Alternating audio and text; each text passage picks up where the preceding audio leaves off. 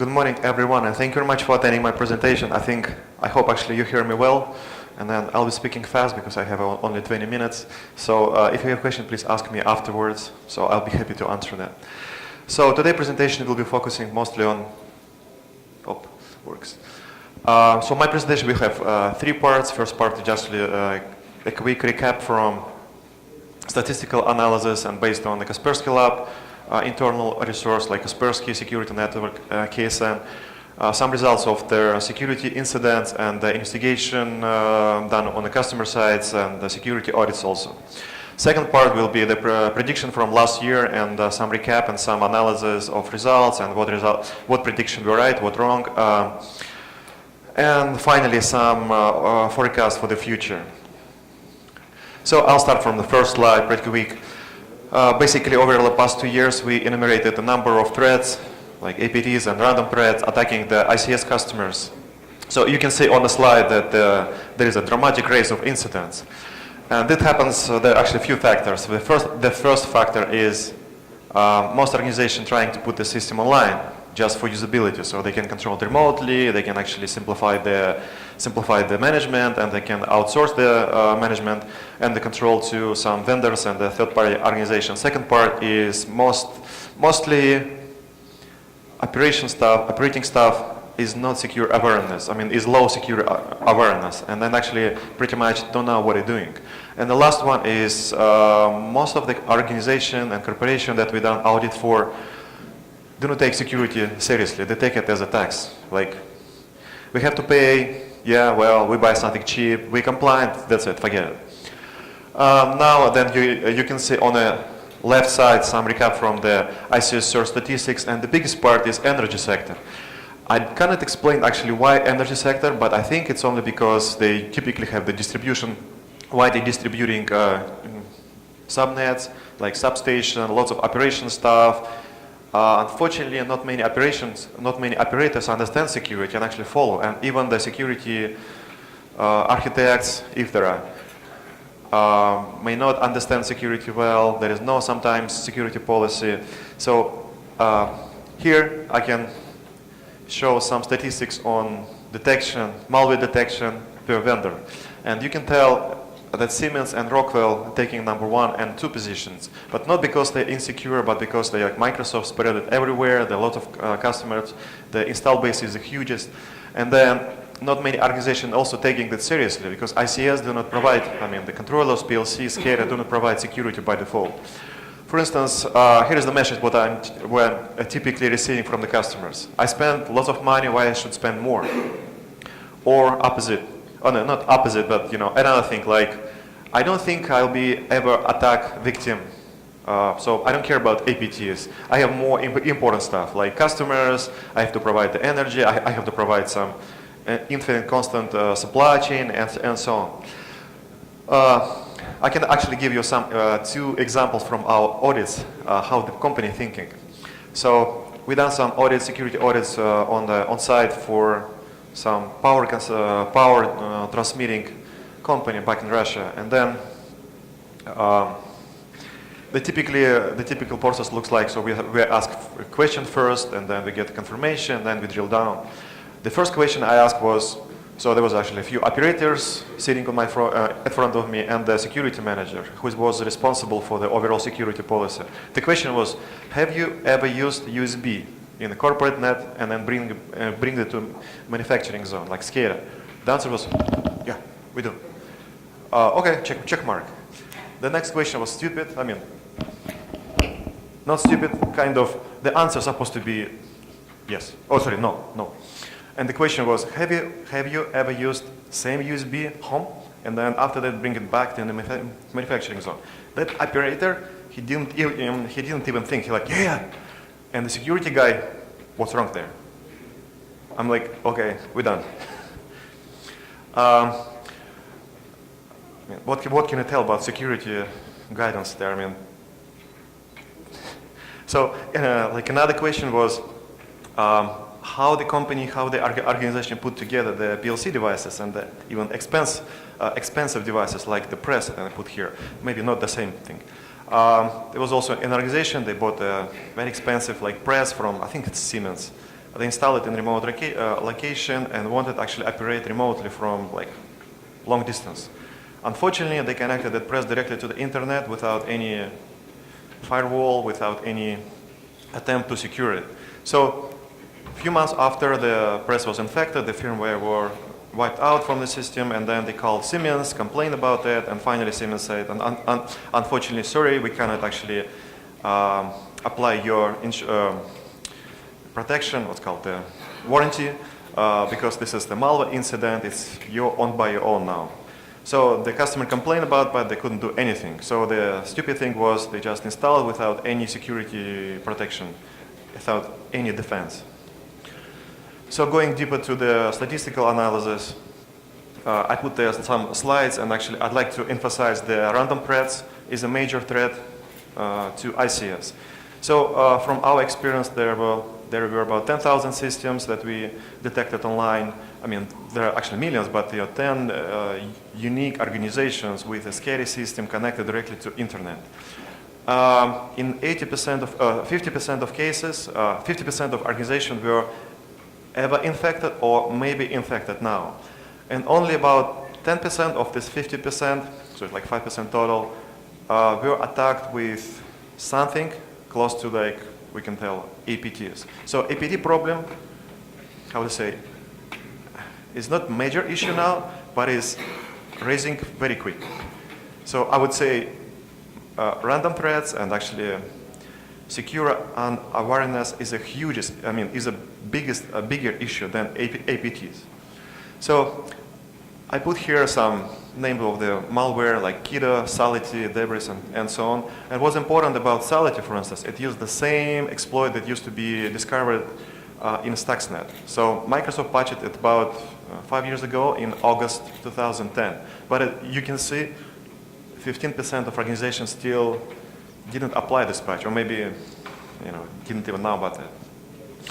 On the low diagram, actually, I'd like to emphasize also what software you shouldn't have in a SCADA environment in ICS. So the main problem that actually brings malware, or the main infection vector, is the autorun.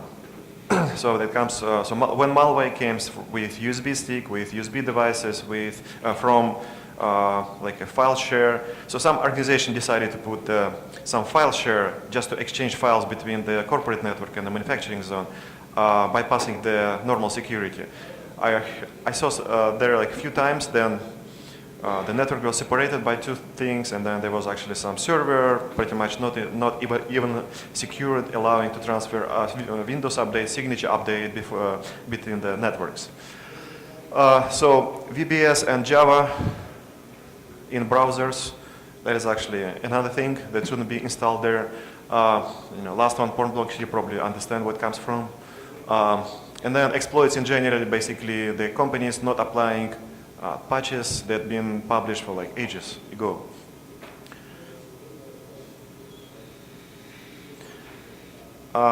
So after that, thinking about, I decided to put here some information about exploits and possible and related vulnerabilities. So as you can tell, now we can have like something new that's going on right now with the new vulnerabilities. I don't know which APT is that, maybe you know, but I think it's connected to Sandworm or Hurricane Panda hacking groups. Also, you can tell there, you can see there like Red October exploits, Stuxnet, Duku, Sandworm, and so on. I cannot really say if machines were infected with these APTs, because when we see the fact that the particular sequence is being transmitted to the network, we block it. So we block the possible payload download. When I look at the machines with its exploits, I see like all sorts of the malware. So like random threats, like APT threats, exploits, some adware, spyware, all attacks.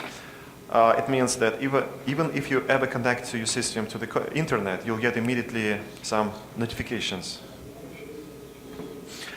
Now actually my part, going to the second part, and then reviewing the prediction from last year and then reality. So the first prediction was the attack on contractors, and actually the importance of their security measurement for local and the remote networks. think, I don't know if Billy is here, so Billy Rio's done a great research related to buildings and the building security. He found tons of the vulnerabilities and the PLC connected to the internet directly. So I tried to do the same, and then at the end of the presentation I'll show some. So there was an interesting incident with the stadium, and maybe in US there are lots of organizations that control public buildings like stadiums and some facilities. So they outsource it to remote vendors.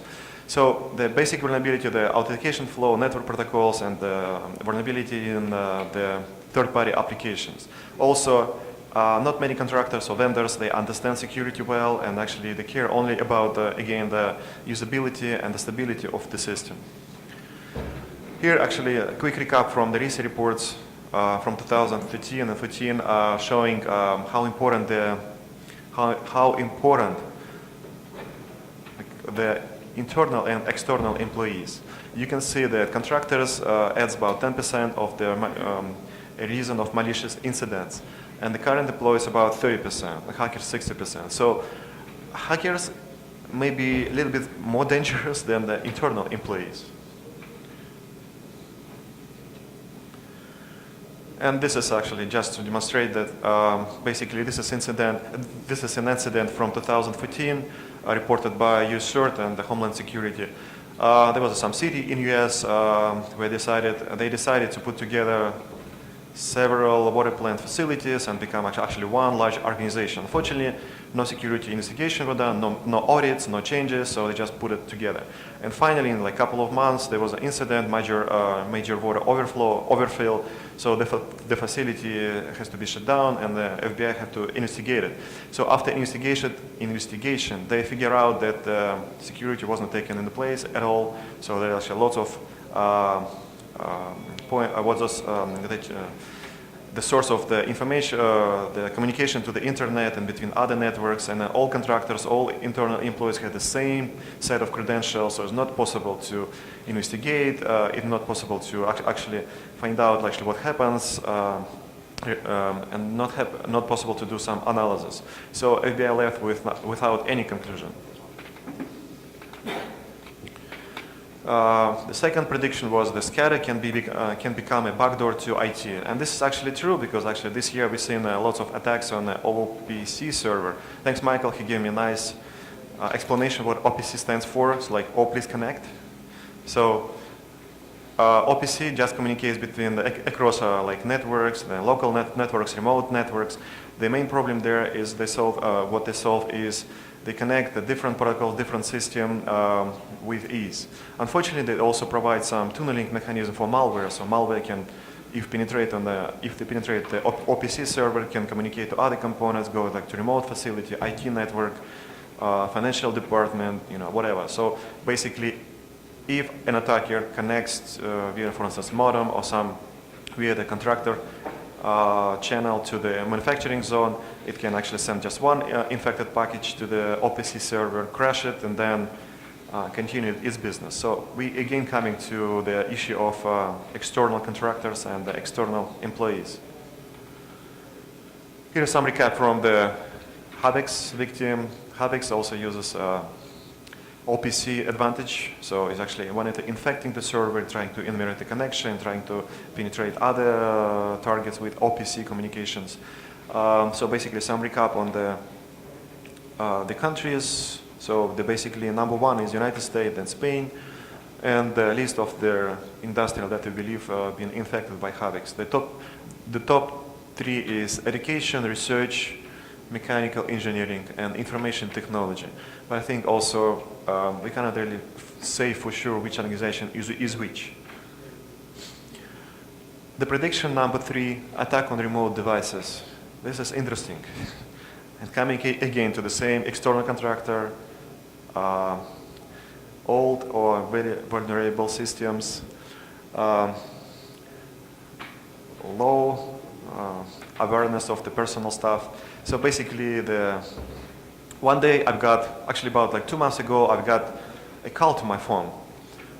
About 2 times a day, the phone just rang, and then when I pick the phone, nobody answering me. After a few months, I started receiving some calls stating that offering me some some opportunity to become the Disneyland star. And then another one called me like, hey guy, I'm your computer technician. Your computer is infected, so please go to your computer and tell me actually blah, blah, blah. So basically type in some URL, download application, and then now you're infected.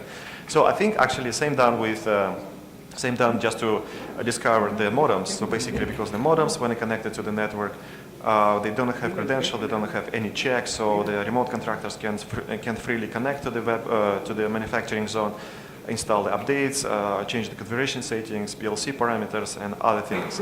So this is another issue for the organizations. Even if you have all security in place, like firewalls, IDS systems, nice and smart operators, but still, like remote contractors can become a problem, can actually infect your network.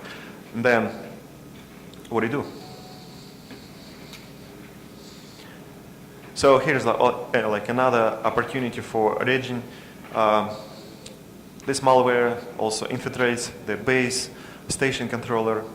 So basically they come to the network or the cellnet, the provider network. They actually find the base controller. They try to infect it. When infected, they control the cellnet. They may actually enable, disable the cellnet. They may forward the calls. They may do other things. So if you're interested more, there is a detailed article on a Kaspersky Lab website. So this is another opportunity for malware to exploit remote devices staying not visible for security guys. So basically, even if your network is secure, something may happen with your remote devices. I'd like to give another example. We've done some audits for power generation energy.